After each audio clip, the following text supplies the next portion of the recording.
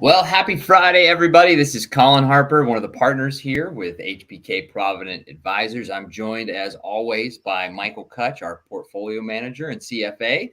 Every Friday, we get together, do a quick recap of the markets, talk about a few pertinent financial planning topics. Please note, if we do this every Friday, but also note none of this is meant as a specific recommendation for your scenario. Please, consult with your appropriate financial, legal, tax consultants for any questions you have specific to your situation. This is just our take on what we see going on. It is a big week for golf fans out there. We've got the British Open this week, and I don't know if anyone else has been getting up at 4 a.m. to watch it. I haven't quite made it yet, but if you did, don't spoil it with who's on the leaderboard right now. I think it's been really interesting watching the tournament and listening to the coverage this week. It's at the old course in St. Andrews, which is a storied history, the birthplace of golf. But one of the biggest things I think the commentators are noting this year is how much the game has changed since it's over the years. And I think a lot of that has to do with technology, the fitness level of the PGA Tour pros now. The game of golf in essence remains unchanged, but things evolve, and I think we're seeing things start to evolve in the market, and I'll come back to that point a little bit later. But right now I'm going to tee it up for Mike Kutch to kind of get into things. Mike, I know last week you were talking with our other partner Brian, and we were thinking the market was going to slide a bit lower. That certainly seems to be the case. Is there anything specific behind the sell-off we saw earlier in the week? Yeah, well, the inflation was definitely a big component of that. So the first 4 days of the week all saw declines. A lot of those days we saw it building into the close. Today looks like a little better picture on the heels of the retail sales. So we still have a few hours left, so we'll see if it keeps in the green. But right now it's pretty nice gains for the day. So the inflation numbers were high again. So the countdown clock gets pushed forward to seeing a multi-month decline in that core CPI number. Headline came into a new high at 9.1%, far exceeding expectations. Core was the bigger surprise. It was supposed to come in lower for the month, but ticked up 0.1%. So that's the opposite of what we want to see.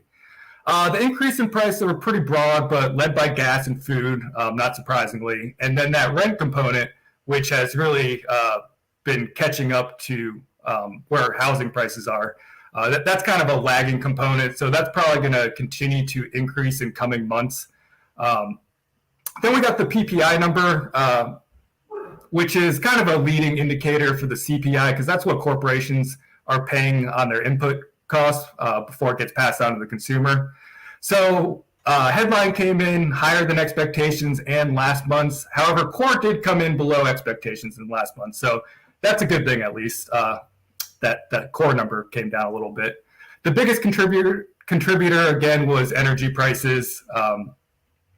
With these two inflation readings, I see the bond market is now pricing in about a 20% chance of a 100 basis point hike this month. That would have seemed kind of crazy a few months ago, but we actually got a 100 basis point hike this week out of Canada. Now, Canada hasn't been as aggressive as the Fed in the United States, but it's still something noteworthy. We did get a few Fed members talking this week, both voting and non-voting members. A lot of them acknowledged that it is possible we'll get a 100 basis point hike. Not all were in favor of it. I think the retail sales today might make that a little more likely, but it's still a huge move. 75 is a huge move. So they have to be careful that they don't go too far too fast. Speaking of retail sales, they came in this morning and surprised to the upside, rising 1%. That was a big improvement from last month's negative reading. So that's a good sign. Gains were pretty broad with the main drivers in gas, autos, and food. However, there was some weakness in apparel and department stores. So consumers are continuing to spend, but are buying less overall goods due to the high prices. And we're seeing that continual shift from more of the discretionary side of spending to the necessities like food and gas. Some other things that I think are noteworthy, crude prices dropped to official pre-war levels on Thursday, but had a nice rebound Thursday afternoon into today.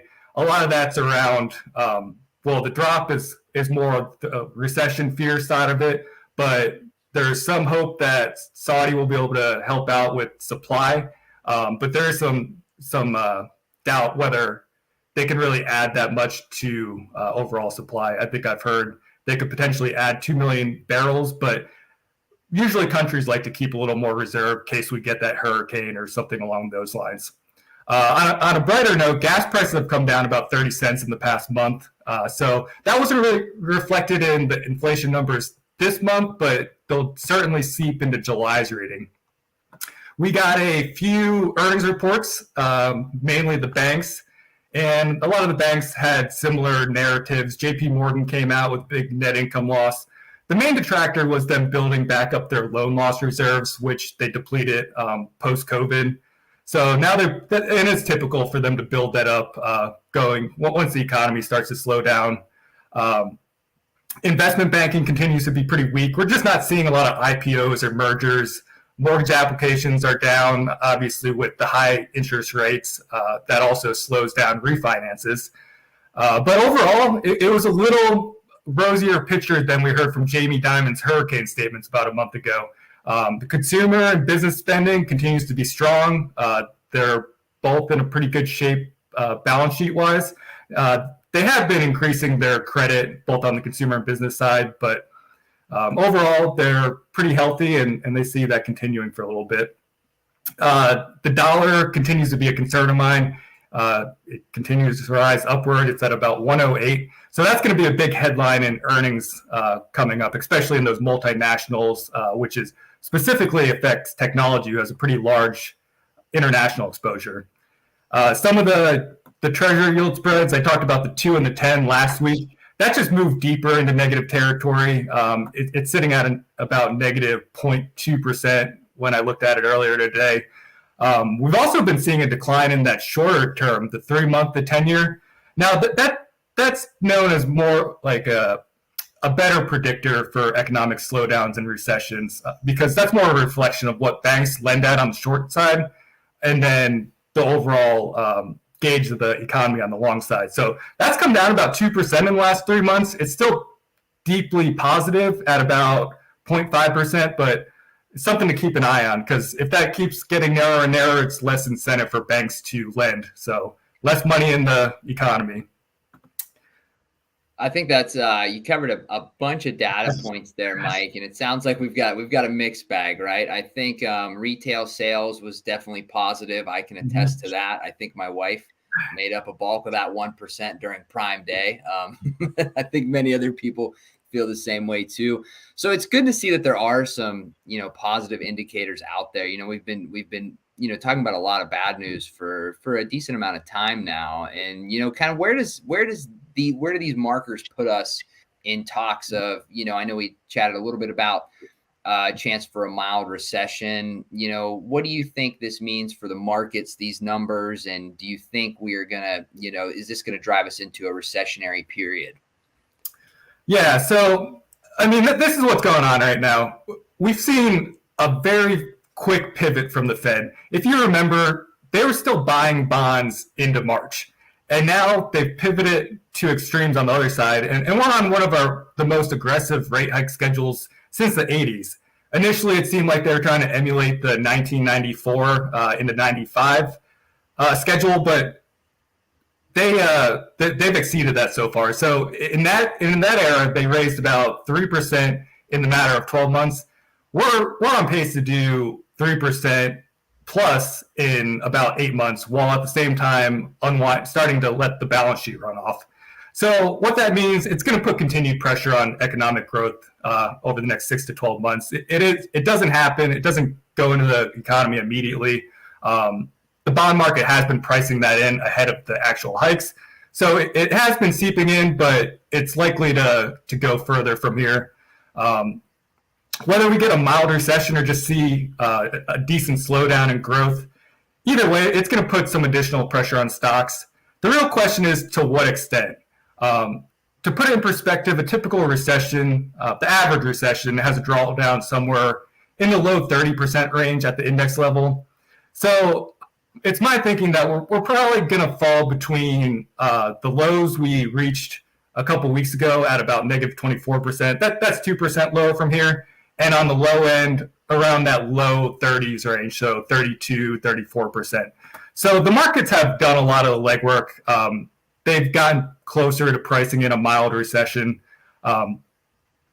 So I think it's important to note that when people think about recessions, they usually think about the most recent ones, and that was the recession around COVID, which was one of the deepest ones we've seen on record, but it was also very short-lived. So it didn't have that same feeling as like a '08, the financial crisis. That was also a very deep recession, but it lasted a couple years. So those aren't the typical recessions, and I don't see a severe recessionary environment happening in the next year to 18 months. The employment situation is just too strong, and we really don't have those fundamental issues in the economy like we did during '08. So I'm thinking we may fall into that range I discussed, and when we do, I'm more likely to be a buyer than a seller at that point, unless things really deteriorate further. Mike, I think that's very helpful for everybody watching. I think there's a ton of data points to consider and think about, while we're making these sort of decisions with folks. What are you looking ahead for in the coming weeks? What are some good indicators that you're curious to see pan out a little bit more? Yeah, so we'll get a little reprieve out of the economic data. We've had a very busy economic data driven week and the previous week. We will get a few housing data points, but most eyes will be on earnings. We'll get a few different industries, so that's going to be a good glimpse of how different industries are handling inflation and what their outlook is for the rest of the year. And we should get a better picture on how that's going to affect overall earnings for year end and in turn the valuation that comes with it on the stock market. So that's pretty much all I have relating to the markets and the economy. Do you have a topic for us for financial planning this week? Yeah, I'm gonna continue along with the golf theme I had earlier. So Okay. so as I mentioned previously, one of the biggest themes that they're talking about, and the commentators on the Open, they're talking a lot about how much technology has played a part in player fitness in just making the courses different. Specifically, the guys, instead of carrying the ball 280 yards in the air, carrying it 320 now, and they're getting even more with roll. And effectively, it's done, it's taken a lot of bunkers out of play on the old course, which is making it a bit easier. And we're seeing, at least the first day, I'm not, like I said before, nobody comment who's leading right now. At least the first day, we saw some really low scores as to what we expect on a usual British Open. And I think that can be applied across a broad spectrum of topics, including investing in the market and financial planning. It's some similarities there. The market and investing is in essence still the same. It has not changed. There's nothing different there. But I think, kind of like we're seeing in golf, that the times are a bit different, right? Things have evolved, things have changed. Our access to information is much, much faster than it was 20, 30 years ago. But I would encourage folks who are, concerned about this. Recessions are a normal part of market cycles, right? We certainly agree that nobody enjoys seeing account values that are down, and neither do we. But know that there are a lot of clubs in the bag for whatever scenario we're given, and technology can certainly enhance the financial planning and the investment management side of things, just as it has in the golf world.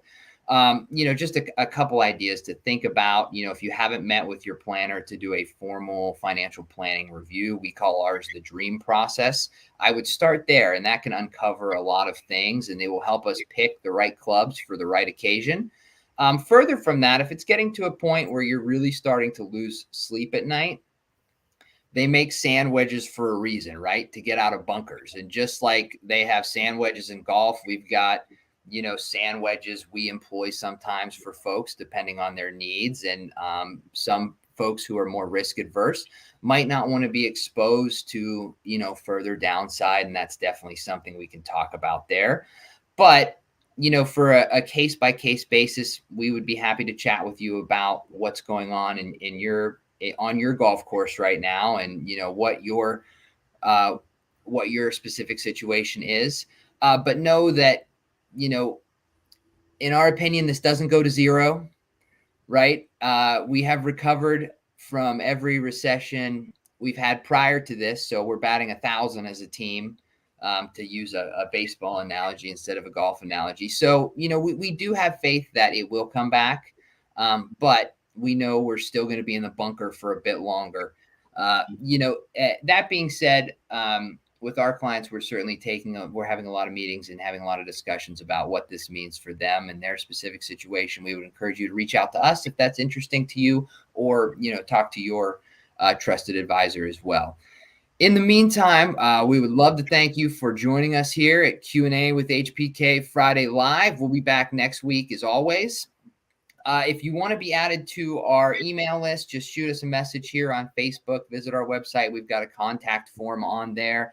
Feel free to share this video. We've seen a really awesome increase in our audience over the past couple of weeks. We've been doing this. We really enjoy doing it. We certainly hope it's helpful for you. And if there are specific things you want to know, specific planning topics, feel free to leave a comment. And we'll, a lot of the planning topics we talk about are questions we actually get from our clients over the course of the week. So if there's anything particular on your mind, any planning topic related stuff, please throw those in the comments and we'll definitely take a look at those and try to incorporate them in future videos. But in the meantime, if you're a golf fan, go enjoy the Open. I'll be up early with you on Saturday and Sunday as well. And we hope everybody has a safe, happy, healthy weekend. And we will talk to you next Friday. Mike, thanks a lot for joining me. And we will talk to you all later. Okay, bye.